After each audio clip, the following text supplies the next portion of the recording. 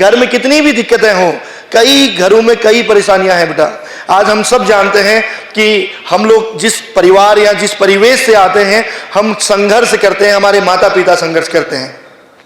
और सबसे ज्यादा कोई संघर्ष अगर करता है तो वो माँ होती है। पिता भी संघर्ष करते हैं, कोई प्राइवेट में है, कोई गवर्नमेंट में है, कोई सरकारी में है, कोई अर्ध सरकारी में है, कोई लेबरी भी करता है। लेकिन आज के टाइम पे सबसे बड़ा एक आतंक का हथियार पूरे विश्व के लिए, पूरे राष्ट्र के लिए, इस देवभूमि उत्तराखंड के लिए, जो हमारे युवाओं को बर्बाद तो कर ही रहा है, हमारे कुल का नाश भी कर रहा है। कई अच्छे घर जहां पर माता पिता बच्चे खुशहाल थे, लेकिन आज वो बर्बादी के कगार में आ गए हैं। आज पाकिस्तान, अफगानिस्तान, नाइजीरिया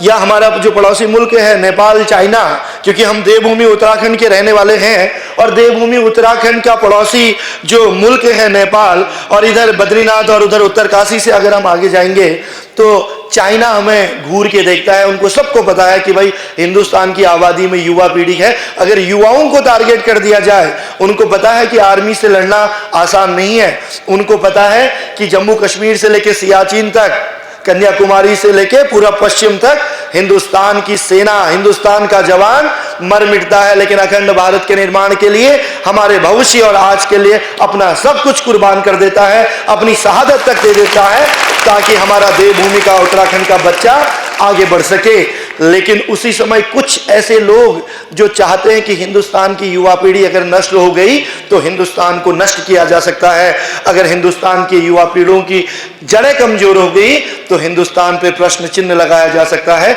इसलिए उन सब ने एक हथियार हम सब के बीच में अदृश्य रूप से हमारे घरों में भी जो जा चुका है, उस हथियार से बचने की आवश्यकता है। और वो आतंक रूपी जो सबसे बड़ा दानव, वो आतंक रूपी सबसे बड़ा जो हथियार है, वो नशे का हथियार है, वो राक्षस रूपी अगर कोई हथियार है, वो ड्रग्स का हथियार है। तो हम सब बहनों ने एक संकल्प के साथ ये भी प्रण करना है कि कोई बदले न बदले,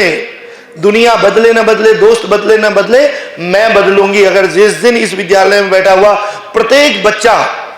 ये संकल्प कर ले कि इस राष्ट्र के निर्माण में मुझे व्यसन मुक्त रहना है, कैसी भी टेंशन, कैसी भी अट्रैक्शन, कैसा भी दोस्त, कैसा भी परिवार का माहौल होगा, मैं अपने माता पिता के सपनों को पूरा करने के लिए, मैं अपनी माता जी के सपनों को पूरा करने के लिए आगे बढ़ूंगी, और कैसा भी माहौल मिले मैं अपने आप को सुरक्षित रखूंगी। तो इसके लिए आपको प्रण लेना पड़ेगा, इसके लिए आपको ही आगे बढ़ना पड़ेगा, क्योंकि अगर दुनिया को बदलना है तो हमें खुद को बदलना पड़ेगा। परिवार में कई बार हमारे बड़े भाई, हमारे पिता या परिवार का कोई आदमी ड्रग्स लेके घर में अगर आता है, अगर नशा करके घर में आता है, तो आप बहनों को पता है कि मां की क्या दशा होती है। एक तरफ बच्चे हैं, एक तरफ घर में परिवार में नशा करते हुए व्यक्ति है, एक तरफ वो माँ है जो आपके लिए भोजन बना रही है, काम कर रही है, वो कम पढ़ी लिखी है। आप लोग देखिए कितना बड़ा सौभाग्य है, ऐसा लग रहा है किसी कॉन्वेंट कॉलेज में हम बैठे हैं, किसी कॉन्वेंट स्कूल के बच्चों के साथ बैठे हैं। बच्चों को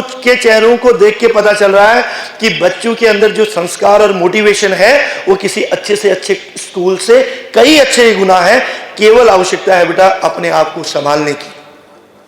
केवल आवश्यकता है आपके घर के जो परिवेश में आज भी बहुत सारे बच्चे ऐसे हैं जिनके घर में माँ तो सैक्रिफाइस कर रही है, लेकिन पिता जाने अनजाने में हो सकता है उनको कोई गाइड करने वाला ना मिला हो सकता है उनको कोई पहले मोटिवेट करने वाला ना मिला हो। लेकिन आज वो जो नशा रूपी आतंक है ना, जो एक जवान को शहीद करने के लिए मजबूत कर देता है, जो आतंकवादियों को सबसे ज्यादा फंडिंग करता है। जब हमारे दोस्त क्लबों में जाते हैं, ड्रग्स लेते हैं, सिगरेट, गुटखा, खैनी, तंबाकू से स्टार्ट करते हैं, धीरे धीरे स्मैक और तमाम प्रकार के ड्राई ड्रग्स में जब वो बच्चा पढ़ता है तो मानो ना मानो वो क्राइम की ओर बढ़ जाता है। और हर अपराध का जड़ नशा है, चाहे आप कोई भी अपराध ले लीजिए, अगर हिंदुस्तान या पूरे विश्व में अगर कोई अपराध हो रहा है, अगर कहीं पर कोई किसी का मानसिक उत्पीड़न है, शारीरिक उत्पीड़न है, चाहे आईटी के मामले में आज के टाइम पे इतने केसेस आ रहे हैं, उसके पीछे कहीं ना कहीं ड्रग्स है। तो पुलिस प्रशासन एक लिमिट तक अपना काम कर सकती है। सोचिए कि 125 करोड़ लोग हैं और पुलिस के लोग कितने हैं? 50,000। हम कहते हैं सरकार क्यों नहीं बदलती या पुलिस वाले अपना काम क्यों नहीं करते? पुलिस, सरकार, एडमिनिस्ट्रेशन अपना काम कर रहा है,